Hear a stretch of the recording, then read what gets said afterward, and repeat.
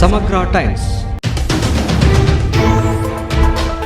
ಇಳಕಲ್ ಸಮೀಪದ ಗೋರೆಬಾಳ ಗ್ರಾಮದ ಜ್ಞಾನಜ್ಯೋತಿ ಶಿಕ್ಷಣ ಸಂಸ್ಥೆಯಲ್ಲಿ ಗ್ರಾಮದ ಹಿರಿಯರಾದ ಬಾಳನಗೌಡ ಹೊಸಮನಿ ರಿಬ್ಬನ್ ಕತ್ತರಿಸುವ ಮೂಲಕ ವಿಜ್ಞಾನ ವಸ್ತು ಪ್ರದರ್ಶನ ಉದ್ಘಾಟನೆ ಮಾಡಿದರು.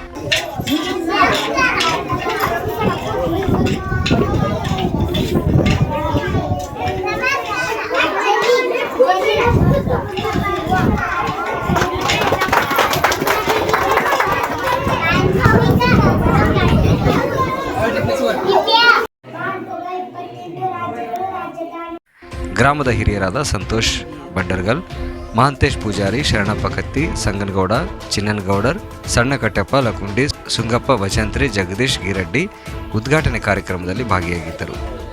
ಜ್ಞಾನಜ್ಯೋತಿ ಶಾಲೆಯ ವಿದ್ಯಾರ್ಥಿಗಳು ಭೂಮಂಡಳ ರಚನೆ, ಭಾರತೀಯ ಭೌಗೋಳಿಕ ಇತಿಹಾಸ, ಇಳಕಲ್ ಸೀರೆ, ಸುಪ್ರಸಿದ್ಧ ಇಳಕಲ್ ವಿಜಯ ಮಹಾಂತೇಶ್ವರ ಮಠ, ಸ್ವಾಮಿ ವಿವೇಕಾನಂದ, ಕನಕದಾಸ ಹಾಗೂ ವಿವಿಧ ಮಹಾನ್ ನಾಯಕರ ವೇಷಭೂಷಣ ಮತ್ತು ಮನುಷ್ಯನ ದೇಹಗಳ ವಿವಿಧ ಮಾದರಿಯ ಭಾಗಗಳು, ಪ್ರಾಚೀನ ಮತ್ತು ಆಧುನಿಕ ಕಾಲದ ಹಳ್ಳಿಗಳು, ಪರಿವರ್ತನೆಯಾದ ಹಳ್ಳಿಯ ಜೀವನ ಶೈಲಿ ಹೀಗೆ ವಿವಿಧ ಮಾದರಿಯ ವಸ್ತು ಪ್ರದರ್ಶನ ಏರ್ಪಡಿಸಿದ್ದರು.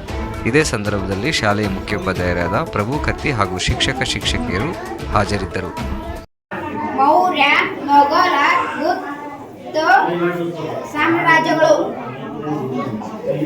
ಪರ್ಯಾಯ ಪ್ರಸ್ಥಭೂಮಿ ಮಣ್ಣು ಶೂನ್ಯ ನದಿ ಶೀಳು ಕಣಿವೆಯು ಈ ಭೂಭಾಗವು ಅತಿ ಎತ್ತರ ಶಿಖರ ಭೂಪ್ರದೇಶಗಳು ಸುತ್ತಮುತ್ತಲಿನ ಪ್ರದೇಶಕ್ಕಿಂತ ಎತ್ತರವಾಗಿತ್ತು.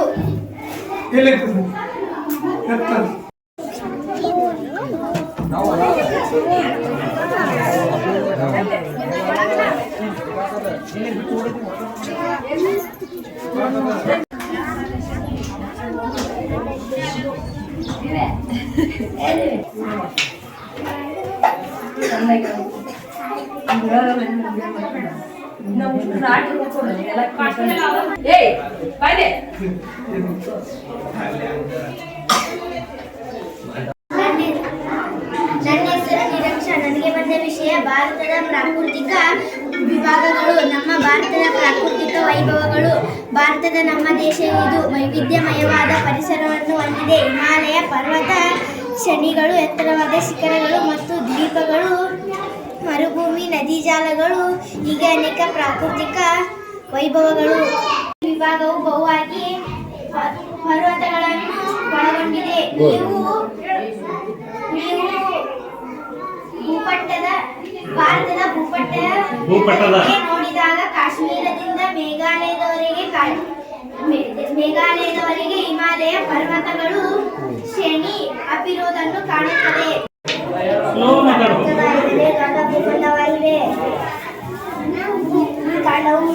ಈ ಖಂಡವು 66 ಕಂಡುಬರುತ್ತವೆ. ಈ ಖಂಡವನ್ನು ಸುತ್ತುವರ ಮೂಲಕ ದಕ್ಷಿಣ ಭಾರತದ ಮೊದಲ ಸಂಶೋಧನೆ ಕೇಂದ್ರ 1983ರಲ್ಲಿ ಸ್ಥಾಪನೆಯಾಯಿತು. ಇದು ಮಾನವ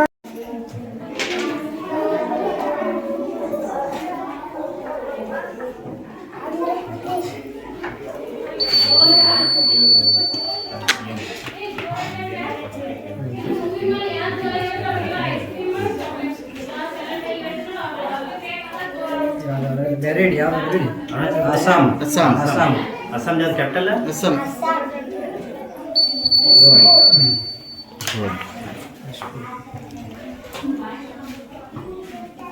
ಅರುಣಾಚಲ ಪ್ರದೇಶ್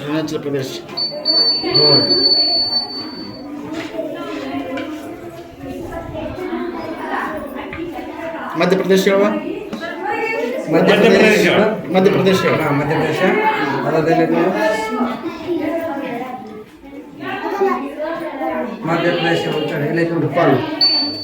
ಭೋಪಾಲ್ ರೋಡ್. ಕರ್ನಾಟಕ